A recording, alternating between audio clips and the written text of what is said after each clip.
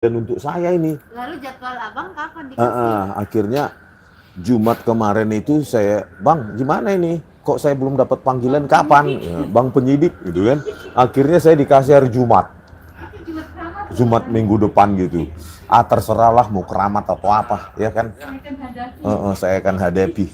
Nggak ada itu ceritanya Jumat keramat. Rejim sekarang bukan rejim Joko Widodo lagi, ya. Sudah rejim Prabowo Subianto. Tentu ada perubahan, ya kan? Amin, amin, amin, amin. Mana Yan? Oke teman-teman, kembali lagi bersama Balik dan Langkah Update. Di mana ini sekarang? Kita sudah di Jogja, sudah disampaikan. Biasanya kita di Jakarta ya. Biasa 2 kita di minggu Jakarta. kemarin. Ada Cerita yang dulu istimewa. dong, nggak usah terlalu serius banget. Oke. Tadi pagi berangkat jam berapa nih? Naik apa? Kita berangkat jam 4 dari rumah ya, keluar rumah itu jam 4 Bang. Jam 4 pagi. Jam 4 pagi. Oh, Naik terus kereta. jam berapa jadwalnya? Naik kereta itu jam 5.40. Oh. Kereta itu on time berangkat jam 5.40. Terus? Sampai di Jogja itu jam 12.30. Oh, jam 12.30. Siang dong tadi nyampe ya, Siang. bukan sore ya. Oh, Siang. jam 1. Terus kami menyusul ya kan dari Balige. Ya Mau kan? berangkat jam berapa itu balik? Berangkat jam berapa tadi ya? Jam 1-an juga ya. Bang, ini ada salam dari bukunya lebih dari 6 halaman. Untuk mata kuliah katanya. Lebih dari mata kuliah dong, ya kan? Ini ada buku lagi, nanti kita bahas. Terus dari balik Bang? Terus kami kan nggak mungkin dari Balige ke Jogja naik kereta api ya kan? Naik kapal laut terlalu lama. Naik sampan lah kami tadi. Nyampe lah di sini tadi malam. Jam 7 ya. Jam 6, jam 7. Gitu malam, ya kan? Gitu. Terus kalian langsung ini ya, check in dong ya Iya, kita ke hotel ya kan? Bang, banyak yang bertanya tentang buku bang. Oh nanti dong sabar, kita Sabar, nanti kronologi kita bahas dulu. ini. Masalahnya kalau Mas Roy itu kan cerita kronologis banget. Saya Itu katanya. Udah. Perjalanan. Saya soalnya kalau Mas Roy cerita itu kan komunikator ulung. Saya pingin jadi seperti Mas Roy. Cerita, oh gitu. Semua orang juga pernah ya? Iya, semua juga pernah naik kereta. Ada Laskar, ada Nggak sabaran banget sih bro. Oke. Oke. Buku. Bang, Nih. kedatangan kita di Jogja bukan hanya buku, tapi ini nanti akan kita ceritakan. Kedatangan kita di Jogja itu ada 2 kegiatan besar. Pertama, yang utama itu soft launching Jokowi White Paper, tapi yang ada di kita ini bukan buku itu. Ini bagian saya untuk penyidik gitu ya. Ya, seperti apa nanti dijelaskan. Selain jadwal kegiatan launching buku Jokowi White Paper, ada juga maklumat Jogja nih Bang. Kita mau bahas yang mana dulu nih? Bahas dua-dua aja. Kalau maklumat Jogja kan kita cuma undangan aja ya kan, meramai-ramaikan. Bukan orator atau apa ya pengisi acara. Jadi ya kita ngerame-ramein gitu loh. Siapa aja nih Bang Mendukung lah. maklumat Jogja? Katanya ada Ngarso Dalem. Persisnya Mas Roy kayaknya yang paham itu ya. Kalau saya nggak bisa jawab karena saya undangan doang. Kalau maklumat Jogja besok jam 18 sore. Sore ya. Di hotel apa ya saya sebutkan nggak Itu usah lah. itu terbuka untuk umum atau undangan khusus aja? Ada undangan khusus Undangan dan media ya kan media. Undangan khusus dan media. Jadi kita nggak bisa spill waktu, nggak bisa spill tempat Belum ya. bisa kayaknya. Udah pasti sih tempatnya. Kalau tempat udah pasti. YouTuber juga diundang, katanya sudah berkumpul YouTuber Jogja senusantara. Katanya Mas Roy sudah kumpul semua mulai kemarin bahkan atau Itu hari siapa ini. aja elemen-elemen yang berkegiatan di maklumat Jogja itu Bang? Nah supaya surprise besok aja live jam 6 sore ya, Jam 18 ya mulai. Mungkin persisnya habis maghrib lah acaranya. Sebelum jam 18 sore besok kita grand launching sudah dibuka sama undangan oleh Pak Roy Suryo itu di UC ya. Di situ ada ballroomnya atau apalah gitu. Di sampingnya restoran UC UGM itu ada sampingnya itu disitulah tempatnya disediakan untuk soft launching. Kalau ini kan punya saya sendiri ya. Soft launching itu dalam bentuk e-book dan dummy book. Gabungan dari tulisannya Pak Roy, saya dan Bu Tifa, RRT gitu ya kan. Itu kenapa Apa yang membedakan karya abang, tulisan Bang Roy, Dokter Tifa, apa yang membedakan kenapa jadi satu buku? Kan masing-masing punya perspektif dan independensi penelitiannya sendiri, apa yang menjadi objek penelitiannya. Jadi saya kan nggak memerintah Pak Roy tulis ini, Bu Tifa tulis itu, ya kan, dan mereka berdua juga nggak memerintah saya mengatur-ngatur apa yang perlu ditulis, apa yang perlu dikaji, masing-masing sesuai dengan gaya tulisannya sendiri. Jadi karakternya beda-beda. Iya, jadi artinya nggak ada bohir yang memerintahkan kita, Pak Roy tulis ini, Bu Tifa tulis itu, Rismon tulis itu, nggak gitu. Jadi masing-masing independen, itulah yang membuat tuduhan bohir atau pendana itu menjadi tidak relevan. Ya, masing-masing ya. Makanya kalau mau dibantah ya bantah aja pihak sana gitu loh. Makanya saya menghilangkan diri kemarin setelah dari Jakarta pulang ke Bali G untuk spell check ini. Ya kan, spell check semua gitu ya kan, mana yang salah ya. Untuk pokoknya, tulisan. gitu. Kalau ini karya bisa dibaca Rismon Hasyolan Sianipat. Jadi coba dibuka apanya, daftar isinya ya kan. Nah ini daftar isinya. Daftar isi. Nah, baru ringkasan, tapi teknis ya. Teknis kalau orang awam memang agak kurang mengerti ya kan. Tapi ini teknis sih, gitu. Kajian-kajian metode-metode yang digunakan, ya kan. Kita mau bahas yang Jokowi white paper yang buku itu atau buku ini dulu nih Bang? Ini ya bagian dari white paper itu, tapi ini kan porsi saya.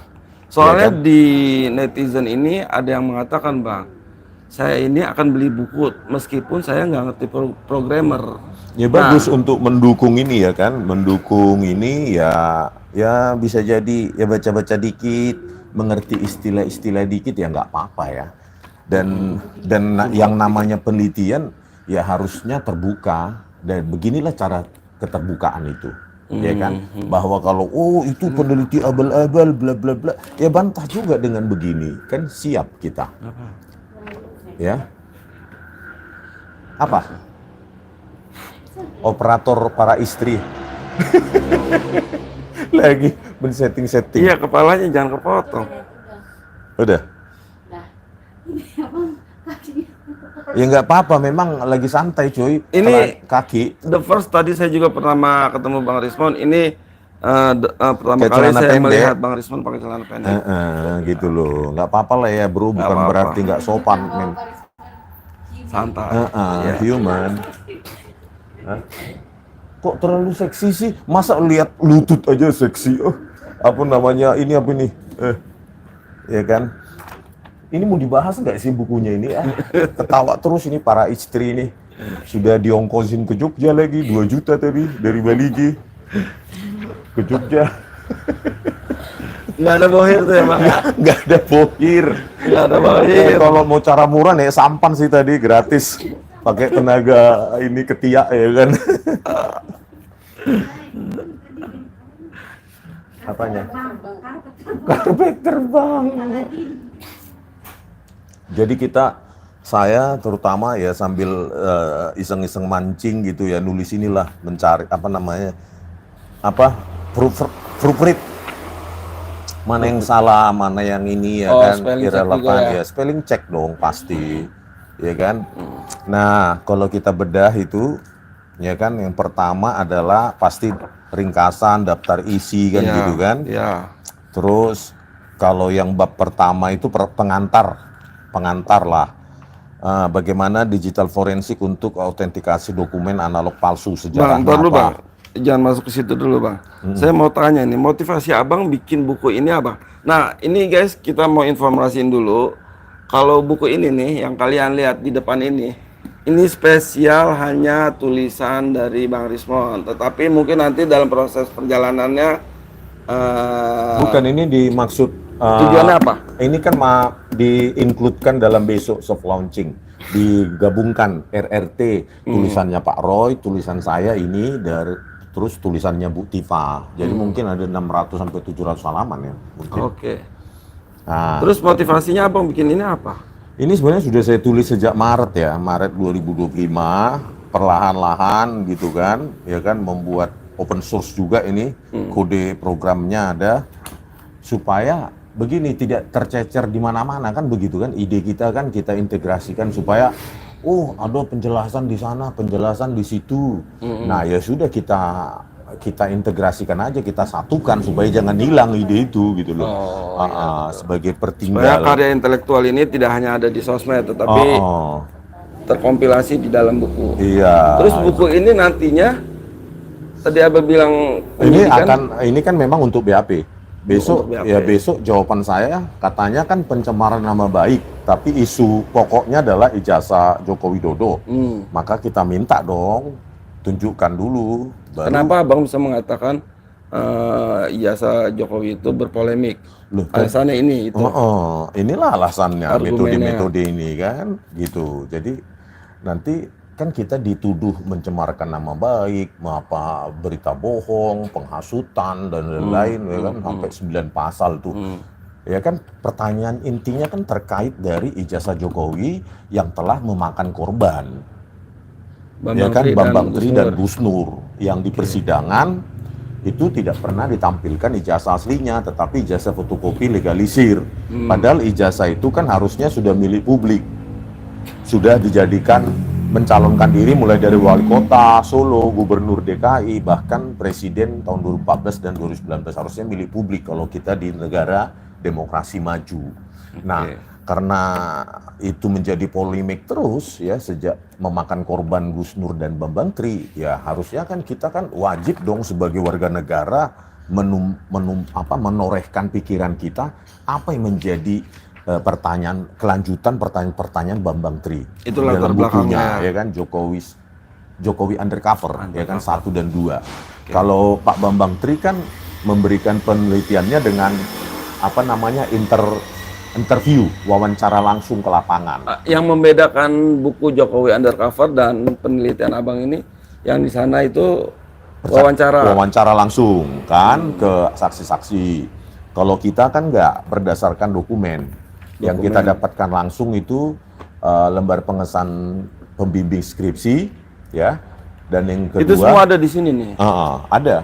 Itu membahas tentang ijazah yang diupload oleh Dian Sandi yang diklaim sebagai asli, maupun lembar pengesahan skripsi yang kami foto sendiri, Pak Roy foto sendiri itu, gitu ya. Dari 2 dokumen tersebut sebenarnya sudah bisa dipastikan, apalagi di sini kita bahas sedikit ya. Nah, di sini pengantarnya ya. Terus bab kedua, polemik proses akademik Joko Widodo juga saya terangkan sedikit di sini. Ya, transkrip akademik tanpa tanda tangan, otoritas OGM, skripsi tanpa tanda tangan penguji, Joko Widodo terdaftar program sarjana muda, bantahan Pak Kasmujo dalam perannya membimbing Joko Widodo, terus potensi rekayasa lembar pengesahan skripsi. Nah, di situ saya jelaskan sedikit. Baru yang ketiga, bab ketiga sampai bab 11 itu membahas metode forensiknya. Pertama bab 3 uji lintasan stempel. Ya kan, di situ dianalisa sebaran ini dia, ya kan. Di situ ada metode analisa sebaran intensitas RGB pada foto ijazah Jokowi, ya, yaitu lintasan stempelnya nggak ada. Itu harusnya berada di atas jas itu, pakai di ruang RGB, ruang warna red green blue, terus di ruang warna CMYK ya, cyan, magenta, yellow and black, terus di ruang warna HSV ya, hue, saturation and value gitu ya. Jadi ada 3 ruang warna, ya kan. Apakah dia terdeteksi di ruang warna red, green, blue, RGB? Diuji, ada angka-angkanya. Terus di ruang warna CMYK ada enggak? Nah, di ruang warna HSV, hue, saturation and value itu ada enggak? Terdeteksi. Ternyata di 3 ruang warna itu tidak ada lintasan stempel itu. Nah, itu terkompilasi di bab 3 nih. Ya, bab 3 di 3 ini ruang. Bab 4 uji ELA, error level analysis. Bab 4 Error level analysis itu menganalisa sebaran kompresinya, gitu loh. Kalau ada sebaran kompresinya yang rendah, ada yang tinggi, maka itu sudah produk dari manipulasi digital, gitulah. Uji error level analysis, sebaran kompresi. Di situ ada pakai apa namanya, metodenya adaptive brightness scaling. Terus yang kedua pakai metode CLAHE, CLAHE, Contrast Limited Adaptive Histogram Equalization. Ada 2 metode di situ untuk uji ELA-nya, error level analysis, sebaran apa namanya, kompresi dalam piksel-piksel di dalam ijazah tersebut. Oke. Ini bab 5 overlapping detection. Bab 5 overlapping detection ini sudah pernah kita bahas ya di TV maupun di di mana namanya, di podcast ya kan. Di situ bagaimana timpang tindih huruf terhadap watermark logo UGM. Nah, itu presentasinya dideteksi. Pertama, overlapping detection pada ruang warna HSV, hue, saturation, and value. Terus metode kedua dengan adaptive thresholding, ya kan. Metode yang ketiga adalah dengan LBP, bukan Luhut Binsar Panjaitan, tetapi local binary pattern. Terus yang keempat, overlapping detection dengan Kenny edge detector dan dilation. Jadi pendeteksi tepi, ya kan. Nanti antara huruf dengan watermark logo game itu dideteksi tepinya, terus dilakukan dilasi. Dilasi itu artinya diperbesar secara digital, baru dihitung persentasenya. Gitu, timpang tindihnya. Itu bab 5. Bab 6, analisis bab 6 lapisan visual. itu analisis lapisan visual. Di sini untuk mendeteksi kesamaan lapisan. Apakah sama lapisan visual dari apa namanya yang kita bandingkan punya Pronojiwo dengan yang punya Joko Widodo. Itu berkenaan dengan karakter tinta atau gimana lapisan? Bukan, visual? Lapisan visual itu tadi tuh apakah logo dulu baru huruf atau huruf dulu baru logo. Nah, ternyata di Pronojiwo ya sesuai dengan apa fungsinya, watermark logo UGM itu menimpa huruf. Sementara di punya Joko Widodo terbalik. Watermark logo dulu baru huruf. Nah, itu rentan terhadap manipulasi kan gitu kan. Nah, itulah analisis lapisan visual. Ya, pertama pakai metode Cummins clustering. Metode yang kedua dengan cara segmentasi pada ruang warna HSV, hue, saturation, and value. Metode yang ketiga adalah dengan Gaussian GMM ya, Gaussian Mixture Model. Nah, ada 3 ini metode. istilah baru karena kita asing nih. Nanti saya tanya juga. Ya, sebenarnya ini istilah lama dalam image processing. Cuma bagi publik kan lebih baru. Padahal ini istilah lama. Ya kan? Ini ada bab 7. Itu bab 6. Bab 7 uji proportional spacing dan kerning, yaitu ini bukan menguji ijazah tetapi lembar pengesahan pembimbing skripsi yang kita foto. Ya kan? Nah, di situ proportional spacing dan kerning ya, kita akan buktikan di sini, telah buktikan bahwa lembar pengesahan pembimbing Joko Widodo ya yang kita foto itu apakah dia memiliki karakteristik yang dimiliki dokumen yang berasal dari word processor, yaitu proportional spacing dan kerning. Ya, terus Bang. Apa? Aduh. Blok. Terus nah, yang itu proportional spacing, lebar tiap huruf itu adaptif, kerning, jarak antar huruf adaptif dan antar kata. Gitu loh. Itulah ciri-ciri dari 2 ciri-ciri spesifik dokumen hasil word processor. Di situ ada pakai OCR ya, optical character recognition. Yang kedua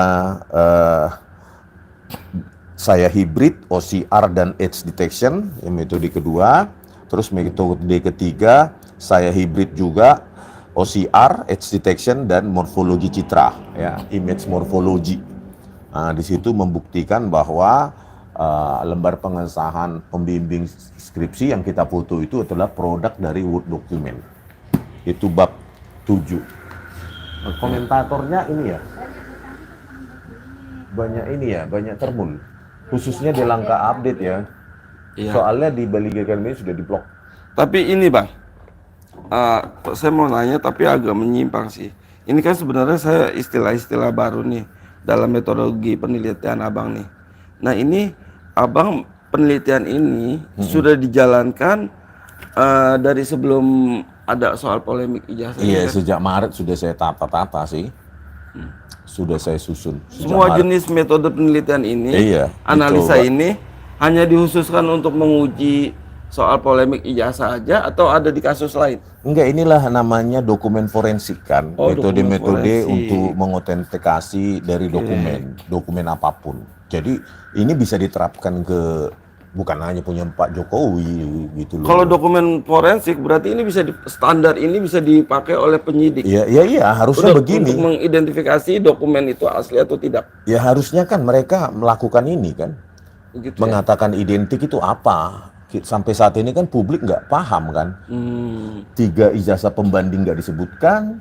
Terus metodenya apa? Apakah secara digital? Apakah secara analog dia lakukan gitu loh. Ya kan. Nah ini kan saling komplementer. Baik Harusnya secara analog standarnya maupun menggunakan iya ini gitu minimal. loh. Ini kan umum ini dipakai ya kan. Bang, ada pertanyaan dari yang ketiga. Saya mau beli bukunya Bang Usman, tapi bagaimana saya distribusikan? Ya, nanti itu ada diaspora mengenai distribusi dan tekniknya. Teknisnya Yang nanti akan penting diumumkan. gini ya, bukan masalah komersialisasi buku, cuma kita dokumentasikan aja gitu loh. Mereka mungkin mau belajar. Iya, mau membaca dan membantu kami Sebenarnya nanti. mau support lebih banyak. Mau support ya kan. Tapi teknikalnya besok lah pada saat soft launching ya kan. Iya. Besok. Saat soft launching kalian boleh banyak bertanya cara mendapatkannya gimana, di mana bisa. Besok kan live di Langkah Update Ya, dan Beligi selalu Academy live. ya kan. Ya. Terus yang ke bab ke-8. Bab ke-8. Nah, uji overlay. Nah, uji overlay ini kita mencocokkan huruf gitu loh. Karena kan basis argumen saya ya, pretext saya adalah itu pakai huruf-huruf Times New Roman digital yang belum ada tahun 1985.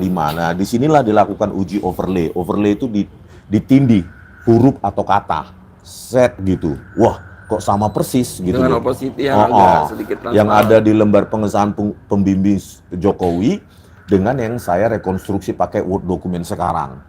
Nah, itu di overlay, ditindih gitu. Ya kan, misalnya huruf gajah mada ya, gajahnya dulu.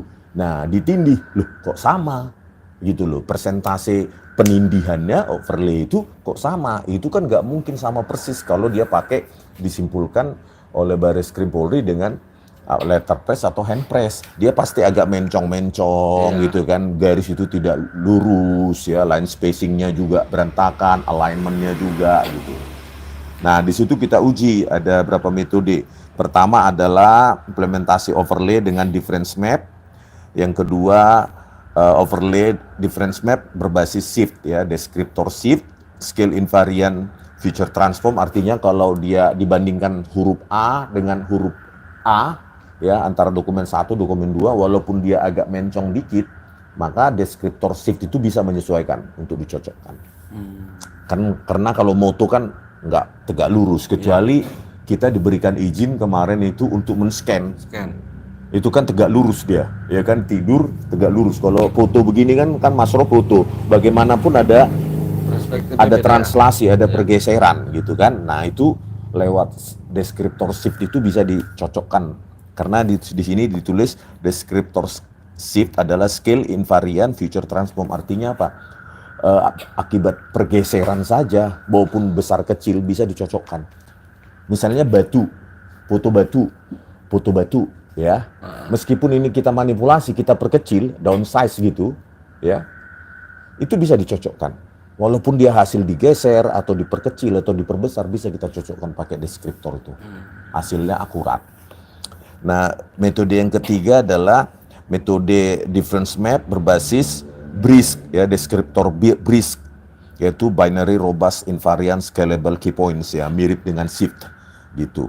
Jadi inilah mencocokkan lembar pengesahan punya Pak Jokowi ya, baik secara huruf maupun berdasar secara kata, dibandingkan dengan lembar pengesahan skripsinya yang saya rekonstruksi pakai Word dokumen dan hasilnya confirm gitu loh. Ada yang 90%, ada yang 87 segala macam. Karena kalau sudah 70% itu sangat kecil kemungkinan itu tidak sama. Oke. Jadi kalau sudah di atas 80, nah itu sama. Itulah membuktikan bahwa kita lakukan analisa bukan berdasarkan bukti sekunder, tapi lembar pengesahan pembimbing skripsi Joko Widodo itu kita foto. Ini yang abang jelaskan di sini, Iya. abang akan jelaskan juga ke penyidik atau seperti apa? Ya kalau mereka minta penjelasan ya tentulah, gitu ya kan? Kenapa enggak? Penyidiknya jadi cerdas loh nanti ini semua. Kalau ini dijelaskan, Iya. Jadi kalian juga kalau mau cerdas nih baca inilah ini. gitu. Dokumen. Ya, Bang. Bikin CD-nya, soft copy sama kode programnya. Ya kode programnya ada sih, lengkap. Cuma nanti teknikalnya gimana dalam bentuk CD atau segala macam ya kan? Itu Ya. dalam film CD. Itu juga proses percetakan dan sekarang juga kita terkendala dana karena kita apa namanya? Sebetulnya kalau dana tuh banyak netizen yang menanyakan gimana Cuma, cara cuma mendapatkan, kita gimana mencari cara beli. pendana untuk penerbitan ini, bro. Maksudnya pencetakan yang bisa lebih murah kan mungkin 5.000 eksemplar atau 10.000.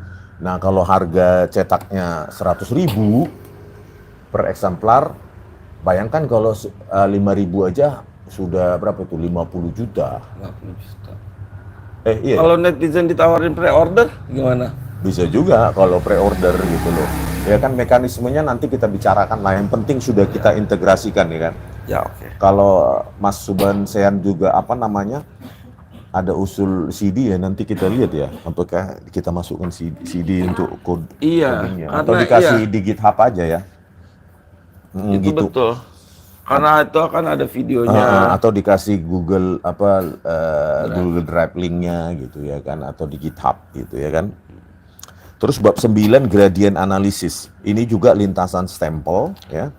Menganalisa lintasan stempel. Kalau tadi itu yang bab ketiga itu diamati secara numerik ya, angka-angka gitu ya. Kalau ini berdasarkan visual gradient analysis. Bisa dilihat secara mata, oh memang nggak ada lintasan stempel itu gitu loh. Oke.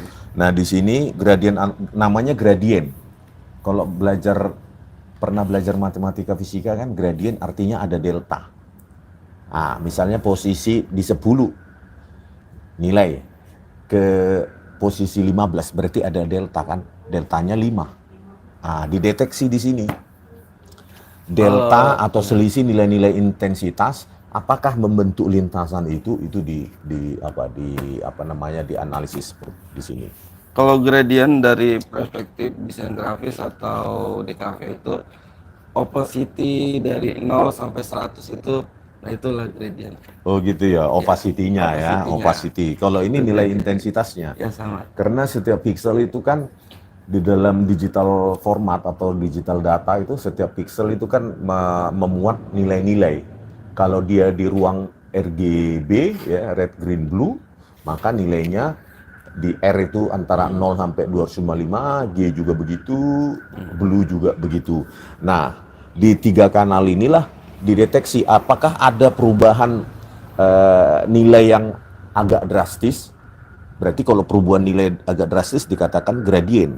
Iya. Nah, kalau ada selisih yang agak drastis, maka dia ada perbedaan warna. Nah, disitulah dideteksi. Jadi dari berapa metode? Yang pertama gradient magnitude analysis, yang metode kedua directional gradient mapping, yang ketiga multiscale gradient analysis. Nah, lewat 3 metode ini memang secara kasat mata karena ini uji visual tidak ada lintasan stempel itu yang seharusnya ada lintasan stempel itu gitu loh di atas jas Jokowi. Nah, itulah dianalisa secara visual lewat gradient magnitude analysis, directional gradient mapping, terus yang ketiga multiscale gradient analysis. Itulah 3 metode di bab 9. Ini bab 10 analisis Glipti. Ilmu itu apakah ada di itu sarjana atau di atas Spesifik ya, kalau di skripsi juga ada lah, tapi kan mungkin dalam bentuk skripsi.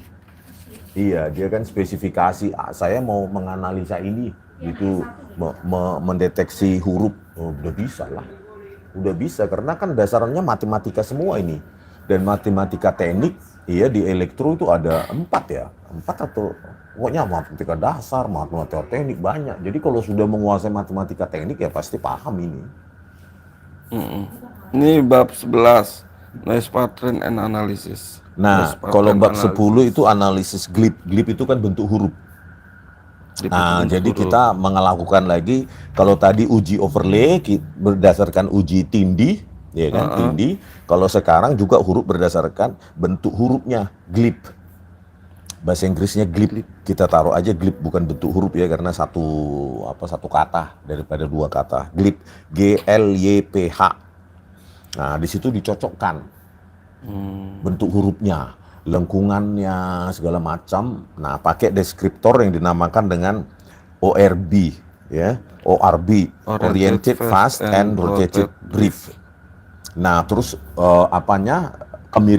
uji kemiripannya itu dalam dihitung dalam parameter SSIM, ya, Structural Similarity Index.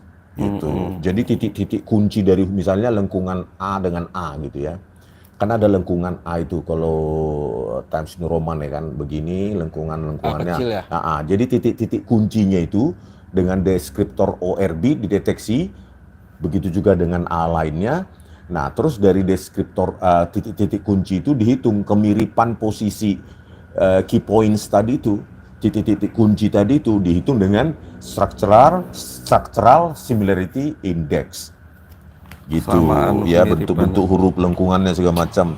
Baru yang kedua deskriptornya ORB juga, tetapi dilakukan namanya preprocessing dengan HOG, histogram of oriented gradients, ya. Baru yang metode ketiga ORB dengan template matching, pixel by pixel dibandingkan gitu ya. Itu bab 10. Bab 10 ya, mengkomplementasi bab 8 uji overlay. Oke. Bahasanya sih masih asing kalau buat saya nih. Nah, bab 11 ini yang terakhir ya, itu noise pattern analysis. Jadi pola-pola derau ini menganalisa pola-pola derau. Artinya begini, kalau dia dicetak dengan inkjet maupun laser jet, itu bintik-bintiknya kalau secara mikroskopik diperbesar itu kelihatan polanya. Inkjet, laser jet maupun hand press, letter press atau ketik manual. Gitu. Kalau di zoom itu kelihatan itu titik-titiknya, perbedaan pattern antara printer inkjet, laser jet maupun hand press atau letter press. Nah, itu pakai NPA namanya. Noise Pattern Analysis. Tapi ada juga si ink analysis juga ada, tapi belum saya masukkan dalam sini ya. Nah, di sini noise pattern NPA, noise pattern analysis, metodenya berbasis FFT, fast Fourier transform. Jadi ditransformasi huruf-huruf itu yang dicetak itu terus diubah ke dalam domain frekuensi fast Fourier transform. Nah, disitulah dibandingkan. Terus yang kedua NPA, noise pattern analysis dengan berbasis HOG ya, histogram of oriented gradients. Baru yang ketiga NPA berbasis LBP, local binary pattern. Itulah ceritanya. Boleh, ya, ini bahasa asing, semua bahasanya masih asing sih istilah-istilahnya. Enggak apa-apa dikoleksi. Tapi gini, Bang, bisa saya simpulkan penyidikan itu semacam kayak transfer teknologi kalau di G2G itu negara sama negara itu. Saya masih percaya penyidik di kepolisian sebenarnya banyak yang cerdas dan jauh lebih cerdas gitu. Ya. Cuma masalahnya adalah integritasnya. Kalau dia bisa, makanya saya bilang laboratorium forensik itu harusnya di luar struktur kepolisian supaya jangan diatur-atur, supaya objektif, netral gitu. Kalau sepanjang dia di dalam tubuh kepolisian, maka jenderal-jenderal di atasnya bisa mengatur outputnya. Ini yang nggak bisa kita percaya. Kalau masalah kapabilitas ya banyak, saya kira yang jago-jago.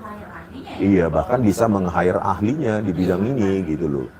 Gitu kan, apalagi ini aja persentase 80-90% tadi itu ya dalam pencocokan baik secara proportional spacing dan kerning maupun overlay maupun glip ya, itu aja persentasenya itu 80-90%. Kalau kita lakukan scanning tegak lurus, itu jauh lebih akurat. Tapi kan kita tidak punya hak untuk meminta supaya kita scan masalahnya, ya kan? Resolusinya misalnya 10.000 DPI misalnya, nah itu bisa lebih akurat. Cuma kan kita dapatnya itu, gitu saudara-saudara ya. Itu yang kita teliti hasil dari kamera jepretannya Mas Roy Suryo pada tanggal 15 April 2025. Gitulah. Karena kan kita tidak punya wewenang hukum untuk minta scan Ini dong. kalau dijelasin totalnya berapa halaman nih Bang? Dari 11 bab. Total 499 halaman, 500 500 halaman. Iya. Kalau dijelaskan ke penyidik bisa 2 hari kayaknya Bang.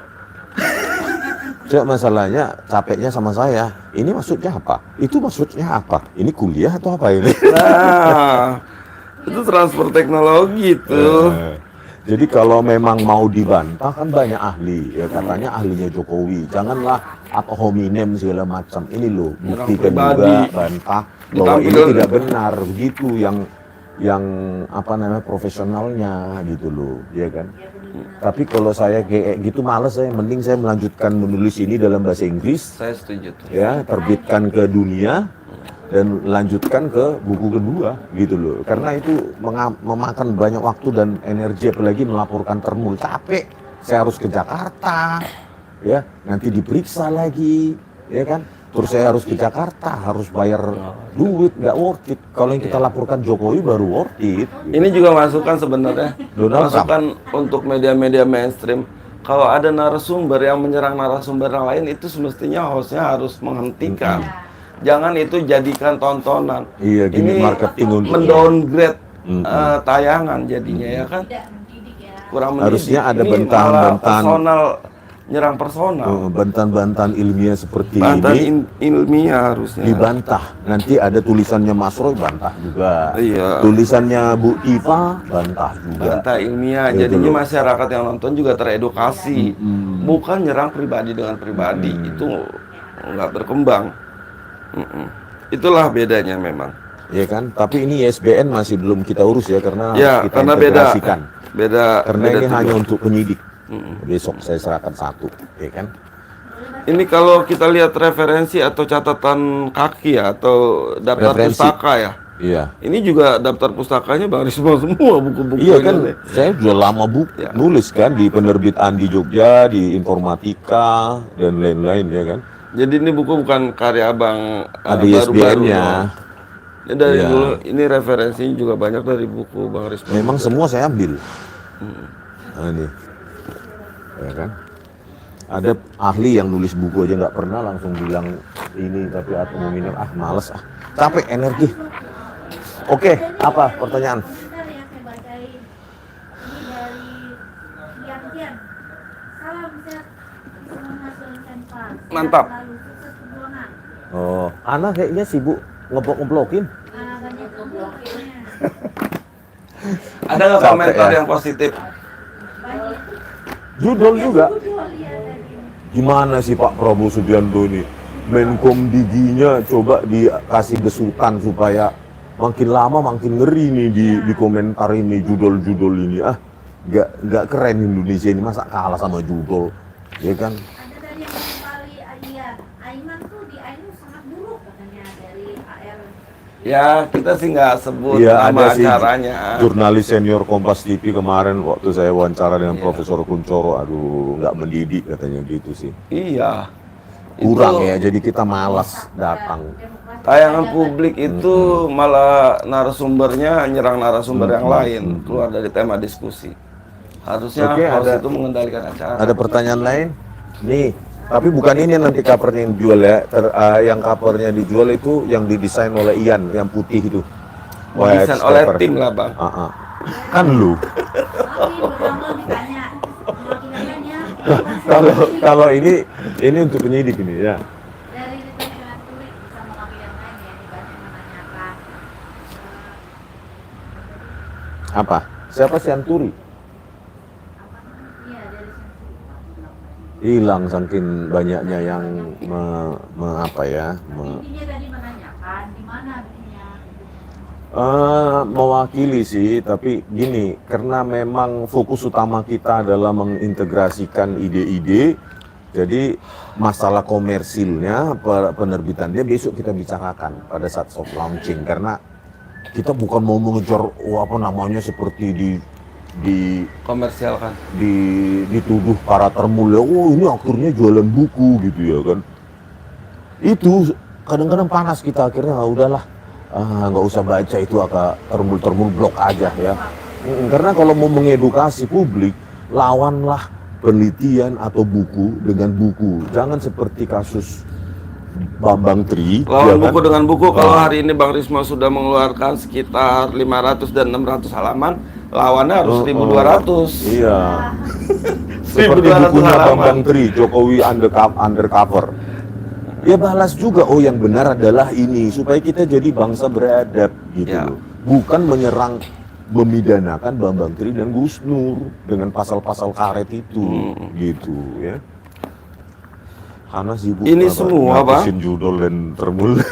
Jadi dari fraksi kalian termul ya di konten kalian aja, nggak usah ngapain kami ini Bang, orang besok waras. di soft launching itu siapa aja Bang?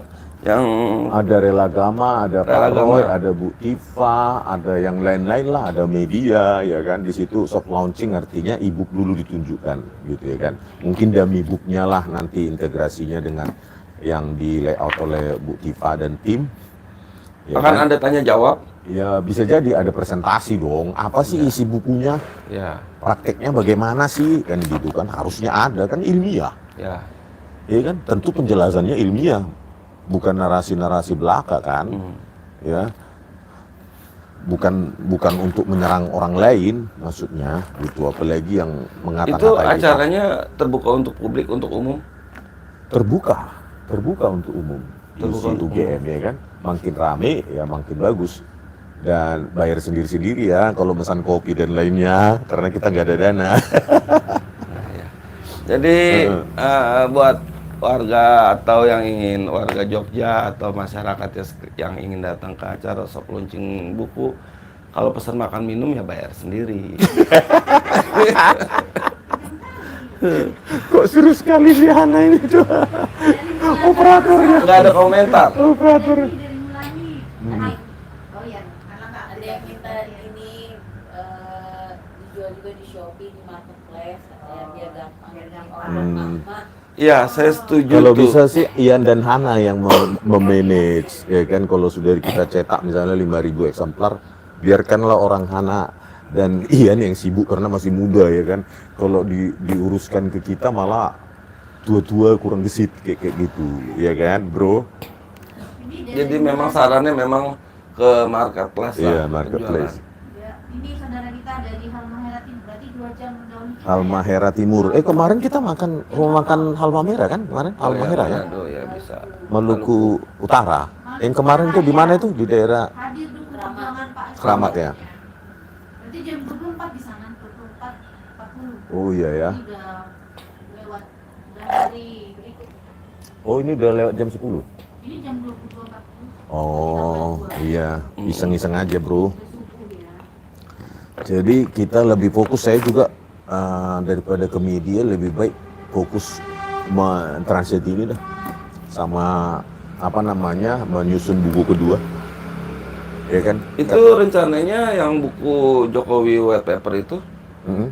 2 bahasa kan? Iya, masing-masing ya tugasnya menerjemahkan sendiri dong ya kan. Punya Pak Roy juga ya kan, bagian pertama kan punya Pak Roy, baru punya saya, Bu Tipa, ya masing-masing ya tugasnya ya menerjemahkan sendiri-sendiri. Ya tadi itu, bahkan untuk apa nyetaknya juga kita butuh donatur nih ya kan. Saya menyarankan sih bisa pre-order. Atau Ian aja yang mendonatur, Mana punya titik? investor Nah, gitu. Bukan donatur, investor. Investor. Artinya 10-20% Kan kemarin dari sudah ketemu tuh Pak tik tik tik tik tik. ya besok lah ya. Itulah kita menandakan bahwa tidak ada bohir bro. Iya, iya. Gitu ya kan. Iya. Apalagi partai politik, tokoh politik. Jauh lah. Jauh Jauh. kali ya. Jauh.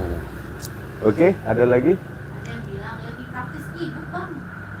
lagi praktis ibu, tapi kan kita supaya kenang-kenangan juga bukti Iya. fisiknya, buku fisiknya. Ada yang minat ibu, ada yang minat buku fisik, kenang-kenangan gitu loh. Oh, dibaca-baca apa sih istilahnya? Iya. Di sini Kalau istilah-istilah fisik baru. nih jadi gitu. catatan sejarah. Gitu, ya kan? Mm-mm. Ada dari video Indonesia. Berapa harganya kelak buat warisan anak saya? Ya, harganya nanti tergantung biaya cetaknya sih, Pak atau Bu, ya kan? Karena nanti ongkos kirim juga gimana sih, Bro?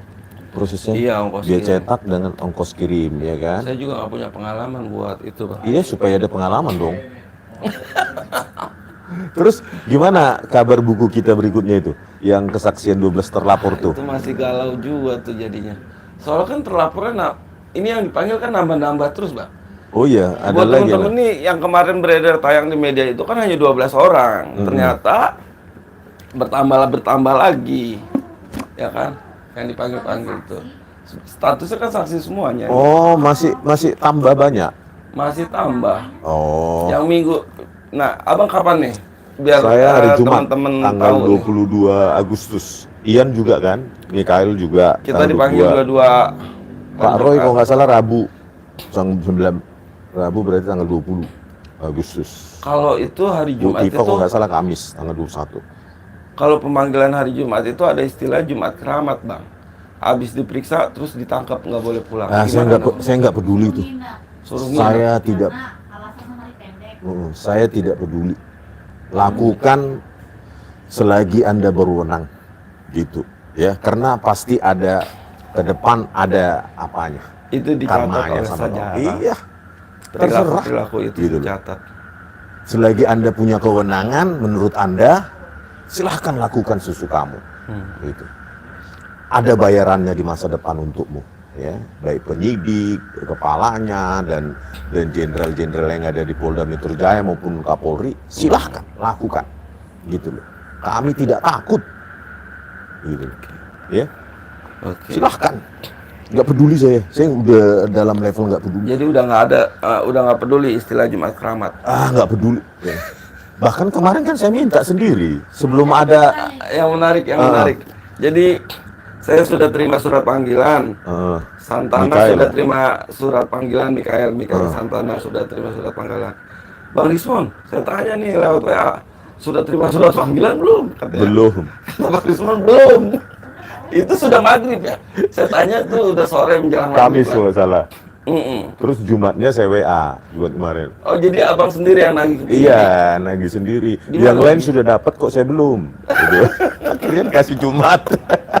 Minggu depan. Mungkin penyidiknya juga ketawa juga. Biasanya Ada orang minta jadwal. Loh kan, baru ini terlapor minta kan kita jadwal kalau penyidikan. dibilang tendensi kebencian saya nggak benci, tapi benci sama presiden posisi arti ya jelas lah. Kan Anda dikasih wewenang, kekuasaan oleh rakyat untuk berbuat apa? Berbuat kemakmuran rakyat. Tapi Anda dilabel sebagai presiden terkorup. Nominated the third, yang ketiga. Dunia loh. Gitu loh. Harusnya Anda kan malu kalau itu tidak benar gitu loh. Kami kan memilih Anda untuk memakmurkan kami. Gitu loh. Ya kami benci dengan presiden semacam itu, bukan personal ya kan. Gitu. Ya jelas benci rakyatnya, terkorup, menciptakan apa namanya hutang menggunung yang sekarang tertati-tati. Presiden Prabowo Subianto harus membayar hutang tersebut, belum lagi mengotak-atik konstitusi supaya anaknya jadi wapres. Kan coba bayangkan itu, selalu saya bilang, coba bayangkan hal yang sama dilakukan oleh Pak SBY. Bisa nggak Jokowi jadi presiden? Nggak mungkin. Tahun 2014 kan selesai Pak SBY, ya kan? Pasti ada termul, Rismon berarti apa sama Demokrat? Enggak, ya saya objektif aja. Coba bayangkan, Pak SBY dulu melakukan hal yang sama. Di situ ada capres calon presiden Prabowo Subianto diwakili Atta Rajasa besannya. Coba ada untuk apa? Yang dilakukan sama seperti yang dilakukan Jokowi. Nggak bakal Jokowi jadi presiden. Harusnya sebagai presiden tahu adab, etika politik. Janganlah nanti ditiru presiden lain. Masa saya jadi incumbent presiden, anak saya nyalon wapres. Sekalian aja nyalon presiden. Kan seperti kerajaan akhirnya. Itu yang kita tidak suka. Seolah-olah negara ini milikmu, milik keluargamu. Ya, memang siapa kau? Gitu loh. Ya, Anda kan dari sulusannya nobody. Setelah jadi presiden 2 periode seolah-olah pemilik Indonesia. Itu yang kita benci. Bukan personalnya atau keluarganya. Tidak ada. Ya nggak urusan ada itu. pribadi. Tetapi kan Indonesia ini harus lebih baik. Tetapi dengan Joko Widodo kan etika politiknya jadi buruk semua. Ya, pelemahan KPK, padahal dijanjikan kita akan perkuat KPK. Menambah anggaran 10 kali lipat, nambah penyidik 1000 penyidik. Padahal yang terjadi dilemahkan. Itu loh. Jadi ya wajar kalau Anda sekarang punya banyak penentang. Karena Anda presiden terburuk sepanjang sejarah Indonesia. Nggak ada presiden Indonesia di label presiden terkorup posisi arti. Kan? Ya itulah nasibmu. Oke. Gitu ya kan? Oke, pemirsa, sekian dulu. Jadi sekian dulu. Ada kata-kata terakhir Bang, penutupan perihal ada closing statement untuk acara Maklumat Jogja dan launching buku. Jadi Kalau 2 acara itu di launching hari buku, besok. nantikan aja besok jam 2 siang Jam 2 siang. di UC UGM. Kalau kami Maklumat Jogja. kita cuma penonton, meramaikan lah, gitu ya kan? Super thanks dari Mas Adityo, 100.000 rupiah. Waduh, Terima makasih kasih Mas Adit. Kawan-kawan Adit, ya kan? semua anak bangsa. Dan kita sedang proses ongoing menuliskan kesaksian, harus kita tulis itu. 12 kesaksian. 12 atau lebih lah sekarang, udah Iya, 15 sekarang udah mungkin ya. bertambah. Saya kira supaya menunjukkan humanisme dari orang-orang itu, ya ke-12 orang atau lebih itu, bahwa kita manusia biasa juga. Oke, kita warga saya masyarakat spill aja ya. seperti kalian. Sebenarnya di samping buku Jokowi White Paper itu akan ada buku juga dari 12 terlapor. Nah, tujuan dibuat buku itu kita ingin mendokumentasikan 12 terlapor ini profilnya seperti apa sih. Ini soalnya ini kan latar belakangnya beda-beda nih. Ada yang jurnalis, wartawan, Media. ada yang aktivis, advokat, peneliti. Jadi semuanya itu bercampur di dalam 12 terlapor. Ternyata pas perjalanannya nambah terus orangnya. Minggu lalu Berbeda dari latar 12 belakang sama sekali ya. tambah 2 jadi 14 kurang lebih. Minggu ini ada nama baru lagi yang terinput. Jadi kalau 15. bisa itu didokumentasikan dalam sebuah buku juga, cerita-cerita latar belakang dari 12 terlapor atau lebih ini, sisi humanisnya kayak mana sih, Profilnya struggle-nya. siapa aja ya. Ya misalnya kan ada Babe Aldo dari Madura, Iya, dari dari Sampang Sampang Madura. ya? Iya. Babe Aldo, ongkos juga ya kan. Terus hak penginapan bagaimana, padahal penyidik tinggal gampang terbitkan surat panggilan, udah harus datang kau, nggak berpikir jauh segala macem. Sementara Jokowi enak sekali dia diperiksa di Solo, didatangi di hotel atau di mana itu, seperti hotel lah lounge-nya itu ya kan, seperti lagi di kafe. Itulah enaknya Joko Widodo. Bang, ada juga super thanks dari IPGD sebesar 20.000. Oh makasih Mbak atau Pak.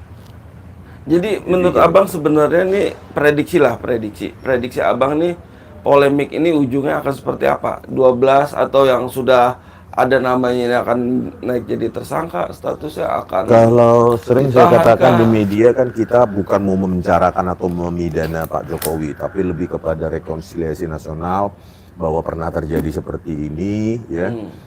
Kalau bisa ya Pak Prabowo Subianto melakukan inisiasi untuk rekonsiliasi supaya Pak Jokowi juga nggak terlalu malu di mata Indonesia dan mata dunia. Tetapi ke depan ini menjadi pembelajaran untuk tugas-tugas KPU. Gitu. Itu aja goalsnya, Bang. Ya itulah goalsnya, karena kalau kita bicara masa lalu terus nggak ada perbaikan ke depan. Nah ini harus perbaikan ke depan, gitu loh, ya kan?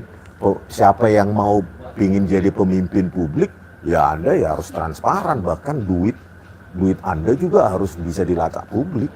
gitu loh, ke harta kekayaan.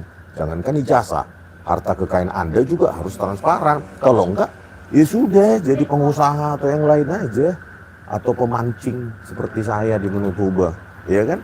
Atau Ian, ya kan? Menjadi konten kreator, jadi media, jurnalis, gitu aja, gitu loh.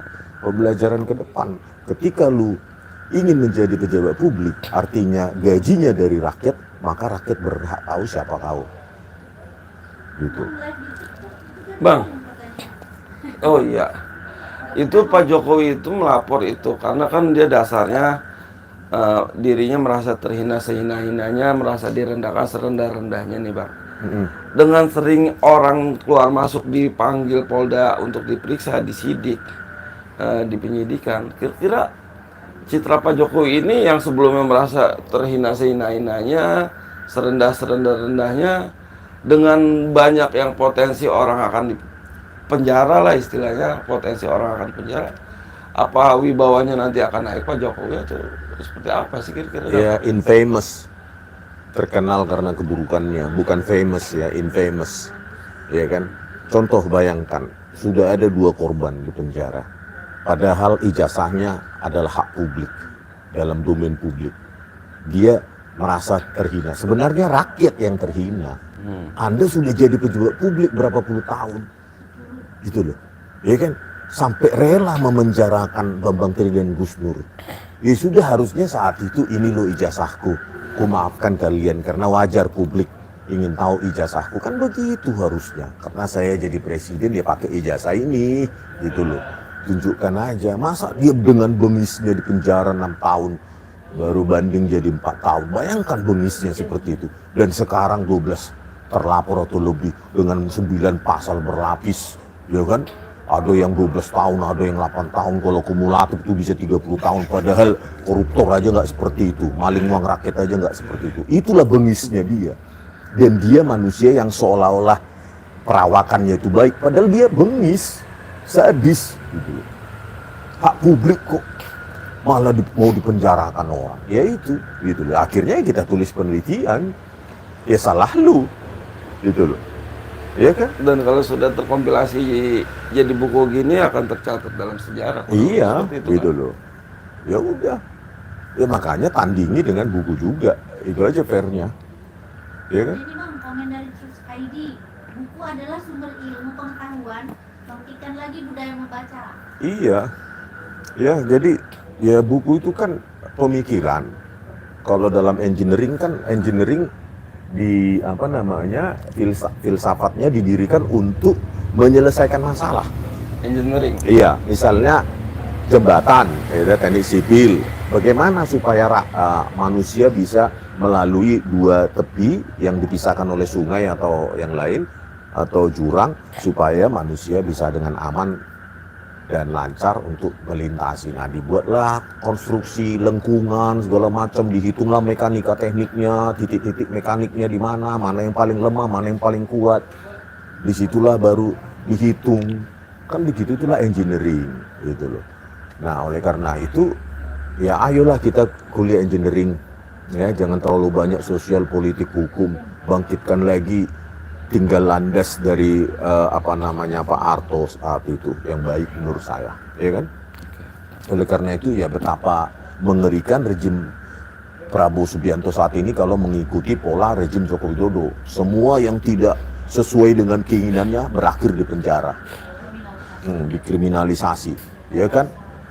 Makanya saya bilang buku Jokowi Undercover, kenapa nggak Anda bantah dengan buku juga? Ini loh yang benar, gitu loh.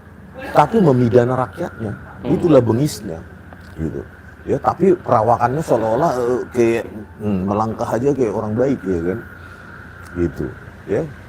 Ketika Anda menjadi pejabat publik, jangankan ijazahmu, hartamu pun harus bisa diketahui publik, gitu. Oke. Oke, gitu dulu. Oke, sementara gitu teman-teman. Gitu dulu ya, besok soft launching, ya. Covernya akan ini jauh lebih tebal dan covernya putih. Apa judulnya? Jokowi White Paper. Didesain oleh Ian, ya kan, Langkah Update. Kalau ini cuma untuk baris krim nih. Ya. Tapi ini juga nanti isi daripada ini ada di Jokowi ada whatsapp web. di buku Ya. besok. Oke. Sementara itu teman-teman, Bye bye. terima kasih, kita akhiri live stream malam ini. Terima kasih yang sudah berkomentar baik. Terima kasih yang sudah like, subscribe, membagikan video ini di Bali Gi Academy ataupun di Langkah Update. Terima kasih. Bye bye.